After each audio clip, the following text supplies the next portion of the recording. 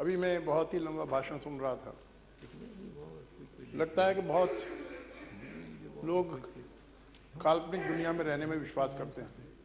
माने, और मैं इस बिल का केवल समर्थन नहीं करता, मैं स्वागत भी करता हूं। और क्यों स्वागत करता हूं, संक्षेप में उसके ऊपर मैं कुछ कहना चाहूंगा। राष्ट्रपिता महात्मा गांधी ने सदैव कोशिश ये की, गांव में उद्योग आए, छोटे उद्योग आए, कुटीर उद्योग आए। और अगर गांव में उद्योग आते, कुटीर उद्योग आते, तो आज गांव की ये हालत ना होती जो गांव की हालत अब है। भाग रहे हैं छोड़ करके वहां से लोग, रोजगार है नहीं, रिक्शा चला लेंगे लेकिन गांव में रहने का कोई साधन नहीं होगा। उसी कमी को दूर करने के लिए सोचा गया था कि छोटे छोटे उद्योग गांव में स्थापित हो जाएं। मगर मैं अपने क्षेत्र की बात नहीं करता, मैं पूरे उत्तर प्रदेश की बात करता हूं, यहाँ का मुझको अनुभव है। बिहार की बात मैं करता हूं, मैं हरियाणा की बात करता हूं। हजारों उद्योग केवल इस वजह से बंद हो गए कि इंस्पेक्टर राज ने उनको चलना नामुमकिन कर दिया, असंभव कर दिया। क्रशर लगे थे, छोटी छोटी इकाई थी गन्नों की, वहीं पर चीनी बनाते थे, गांव में ही गन्ने की पिलाई हो जाती थी। 10, 20, 30, 40, 50 वर्कर लग जाते थे, वहां पर मजदूरी मिल जाती थी, किसान को सुविधा मिल जाती थी। जा करके वो अपने गन्ने को बजाय मिल में नहीं ले जा पाता था, वहां ले जाता था जाकर के। आज सब बंद है। क्यों बंद है?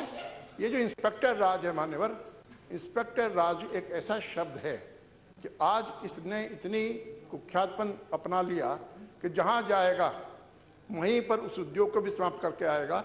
और जो हम ये कल्पना करते हैं कि इंस्पेक्टर जाके रक्षा करेंगे श्रमिकों के हितों की, ये बहुत बड़ी भूल है, बहुत बड़ी भूल है।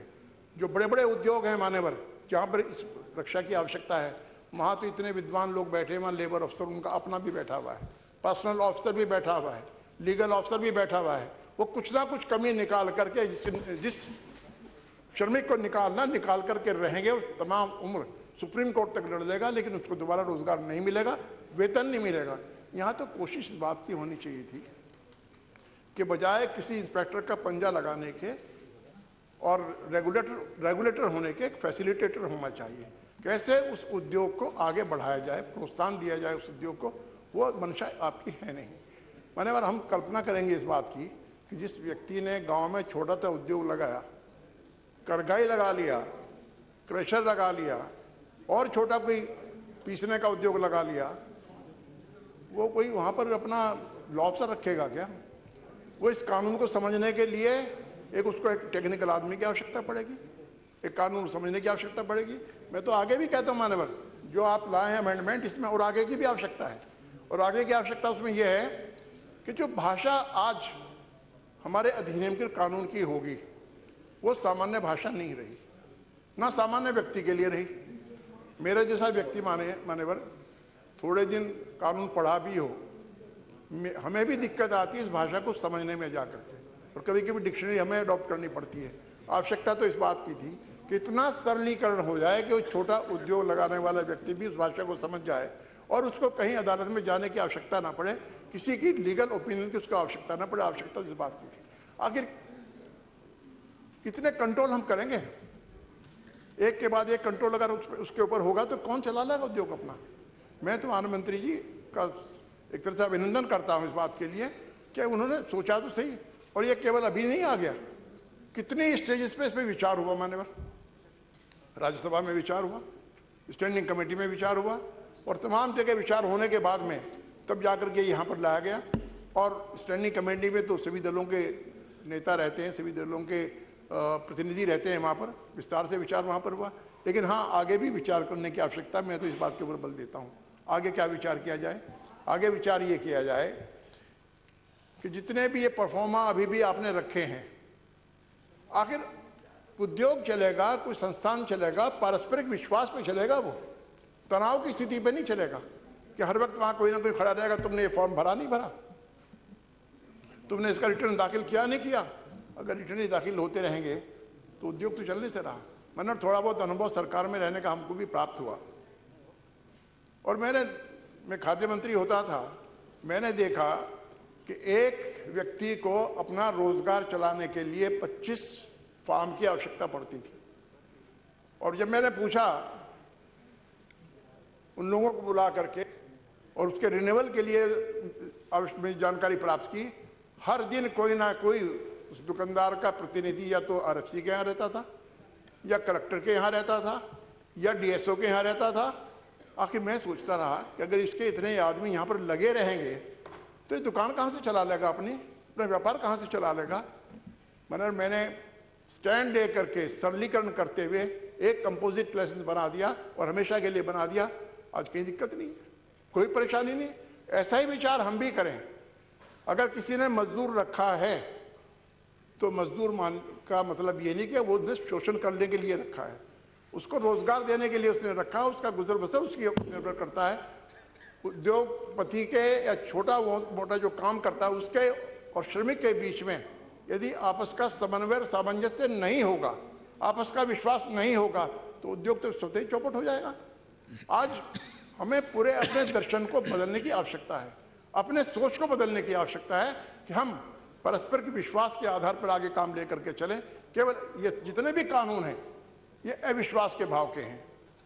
श्रमिक जाएगा, उसको वेतन नहीं मिलेगा, कम वेतन मिलेगा, उसके वर्किंग आवर्स जो होंगे वो ज्यादा दूसरे होंगे। आखिर मैं कौन होता हूं इस बात को, मैं तो अपने से प्रश्न करता हूं, मैं कौन होता हूं इस बात की चेक करने वाला। अगर मेरे चेक करने से वहां पर सही बात हो जाती तो आज इतने उद्योग चौपट क्यों होते, बंद क्यों होते। आज तो मान्यवर स्थिति ये रही होती अगर गांधी जी के दर्शन को हमने मान लिया होता, सरदार पटेल के दर्शन को हमने मान लिया होता, चौधरी चरण सिंह के दर्शन को हमने मान लिया होता, तो आज गांव में आदमियों को माइग्रेट करने की आवश्यकता ना पड़ती, शहरों में आकर के रिक्शा चलाने की आवश्यकता ना पड़ती। उस उद्योग में वो उत्पादन करते, देश की पूंजी को बढ़ाते, गांव की संपन्नता को बढ़ाते और गांव की हालत वो होती जिसकी कल्पना कभी की थी। इसलिए मंत्री जी, मैं आपसे आग्रह करता हूं, केवल यहीं तक अपने आप को सीमित ना रखें, आगे भी इस पर विचार करें। एक स्थिति ऐसी आनी चाहिए जब कोई इंस्पेक्टर आके दरवाजे पर ना खड़ा रहे और जब तक उसकी जेब गर्म ना कर दें तब तक वो वहां से ना जाए। हमारे कानून की आड़ में लेकर के भ्रष्टाचार नहीं पनपना चाहिए। सारी स्थिति का इतना सरलीकरण कर दें कि स्थिति उद्योग चलाने वाला भी समझे और श्रमिक भी समझे। श्रमिक भी तो एक कॉमन सेंस का ही व्यक्ति है और जो छोटा मोटा उद्योग चलाता है। जो आपने बात कही मुझे आश्चर्य हो रहा था, ये वो फैक्ट्री नहीं है जहां हजारों व्यक्ति काम करते हों, ये वो फैक्ट्री नहीं जो बेंगलोर में, बॉम्बे में और दिल्ली में काम करते हों। हम उस उद्योग की बात कर रहे हैं, छोटे छोटे गांव में, छोटे छोटे कस्बों में लोगों ने गुजारे। एक तेल के निकालने के कोल्हू लगा लिया, मानिए सरसों पैदा होती है गांव में, अच्छा ही होगा उसका तेल भी निकल जाए।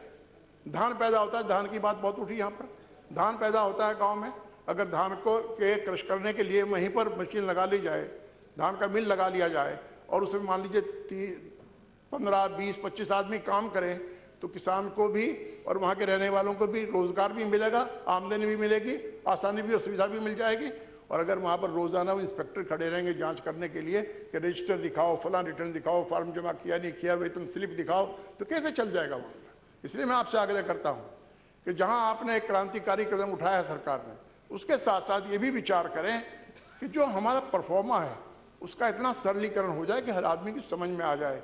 वो 10वीं पास, इंटर पास आदमी भी उस परफॉर्मे को भर सके, उसको भरने के लिए उसे अदालत में जाने की आवश्यकता ना पड़े, तो हमें लगेगा कि वही विचार गांधी जी का सामने आ रहा है जिसकी कल्पना कभी उन्होंने की थी। इसलिए मैं इस आपके संशोधन विधेयक का पूर्णतः समर्थन करते हुए और आपसे ये अपील करते हुए आगे भी इस पर विचार किया जाए और विचार करने के साथ साथ जो भी संभव सरलीकरण हो उस सरलीकरण की दिशा में आगे